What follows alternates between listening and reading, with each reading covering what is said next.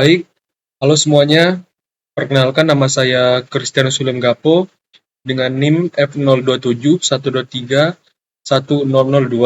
Saya merupakan mahasiswa dari program studi D3 Perpustakaan semester 4 Universitas Tanjung Pura. Nah, jadi di video kali ini saya akan membuat tugas praktek untuk mata kuliah otomasi perpustakaan, yaitu menggunakan SLIM 9 bulian menjelaskan menu reporting atau menu laporan pada SLIM 9 bulian. Baik, agar mempermudah sih saya ubah bahasanya terlebih dahulu. Nah, jadi di menu pelaporan ini merupakan menu yang bisa dilihat oleh kita sebagai pemustaka untuk melihat laporan-laporan atau keluar masuknya buku dari sebuah perpustakaan kita yang dibaca atau terekam oleh sistem SLIMS. Nah, yang pertama yaitu ada statistik koleksi. Nah, di sini adalah pustakawan bisa melihat statistik atau jenis-jenis buku yang ada di perpustakaan mereka dan mengubahnya menjadi statistik. Di sini ada judul buku, kemudian eh, ada jumlah barang atau salinannya atau exemplarnya ada 16 ini. Jadi di menu yang statistik koleksi ini itu seperti statistik yang menjelaskan keseluruhan dari perpustakaan kita, mulai dari buku-buku, kemudian jumlah barang yang di perpustakaan, lalu jumlah exemplar yang ada di perpustakaan kita. Kemudian kita lanjut ke laporan peminjaman. Nah, di laporan peminjaman ini ada laporan atau data pinjaman yang terekam oleh sistem SLIMS. Ini seperti ini, dan kita juga bisa mengunduh laporannya. Kita bisa lihat di sini, jadi ini melaporkan pinjaman jenis koleksi yang digunakan oleh pemustaka. Kemudian di bawahnya ada laporan keanggotaan atau member di perpustakaan kita.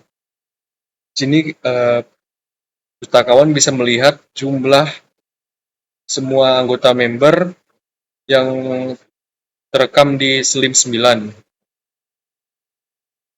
Kemudian selanjutnya ada rekapitulasi kostum.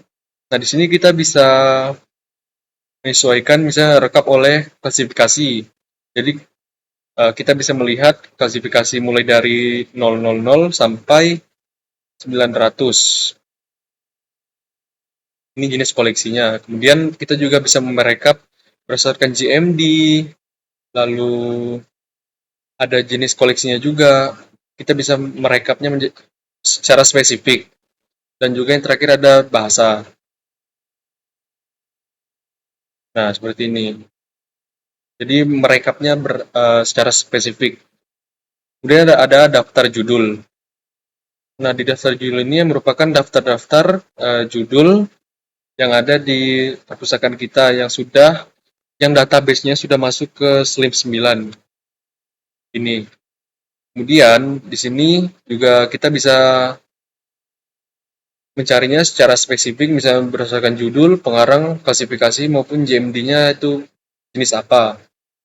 Jadi sih spesifik, ada bahasanya, ada tanggal masuknya dan tahun terbitnya.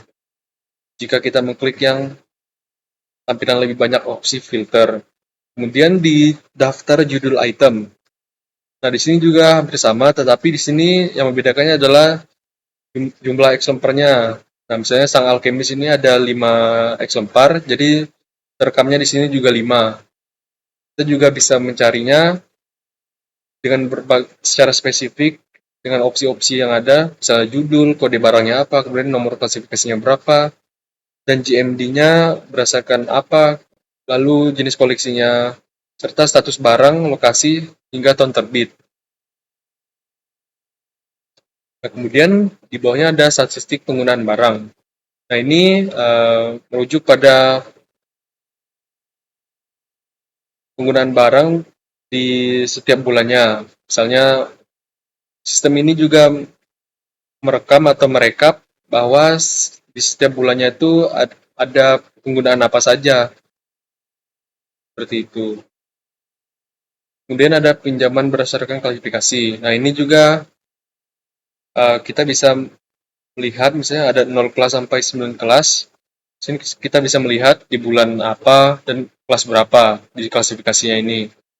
Jadi lebih spesifik kita di menu ini adalah berdasarkan klasifikasinya kita merekap. Kemudian di daftar anggota. Nah, di daftar anggota ini ya merekap untuk semua laporan keanggotaan yang ada di perpustakaan kita yang terekam di SLIMS ini. Seperti itu. Kemudian ada daftar pinjaman berdasarkan anggota. Nah, di sini kita bisa mencari nama ataupun ID anggota lah lebih tepatnya. Untuk kita bisa melihat siapa saja yang pinjaman meminjamkan buku di perpustakaan kita.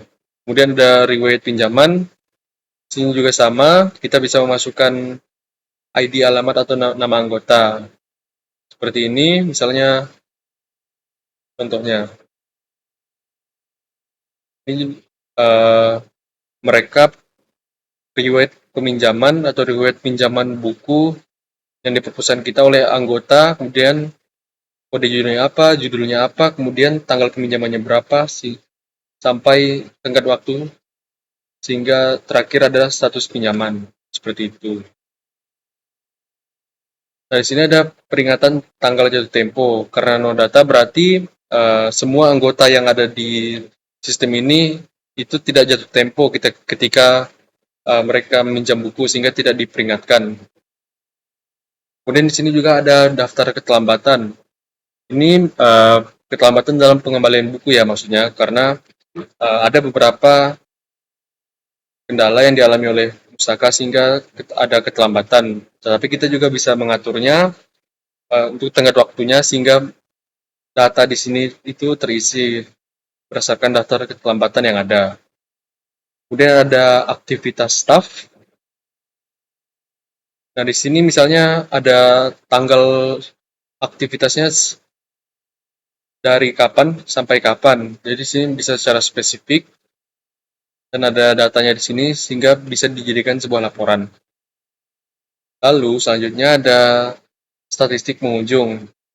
Nah, di sini ini melaporkan bahwa eh, berdasarkan bulan hingga totalnya. Ada jenis member yaitu standar mahasiswa dan non-member. Jadi ini melaporkan pengunjung perpustakaan secara statistik.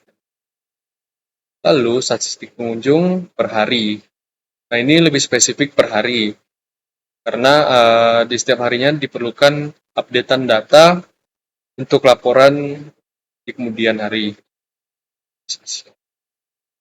Kemudian ada daftar pengunjung juga. Ini merekap daftar-daftar pengunjung yang masuk ke sistem SLIMS kita. Kemudian ada laporan denda juga. Nah, di sini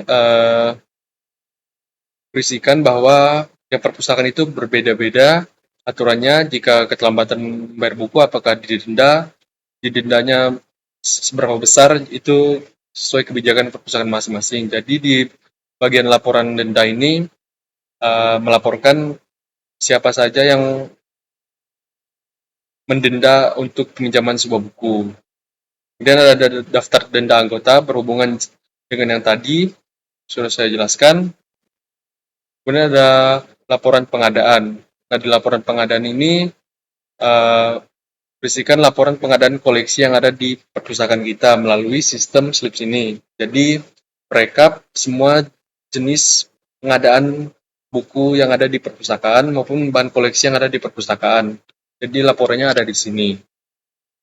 Selanjutnya adalah cara setting visitor counter. Jadi seperti di tutorial ini, pertama-tama kita buka dulu folder SAM yang ada di drive C, yaitu di disk PC, kemudian local disk, kita cari file exam yang kita gunakan. Nah, kemudian kita klik yang htdoc, lalu klik yang slim 9. Kemudian kita cari template. Setelah masuk ke template, kita klik yang default. Setelah di sini, kita klik parts,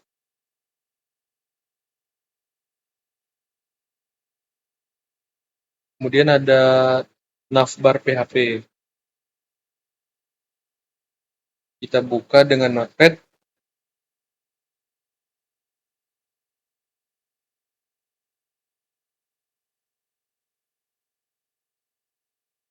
Kita buka dengan Notepad supaya kita bisa mengeditnya. Nah, setelah di sini di baris keempat, yaitu di yang bagian ini, kita copy.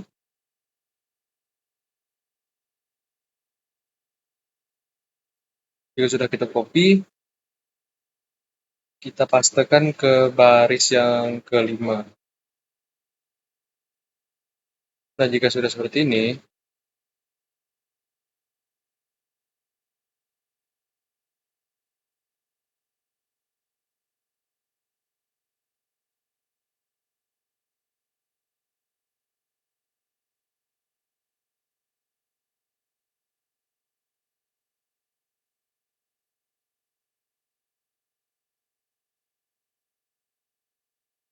ubah menjadi visitor.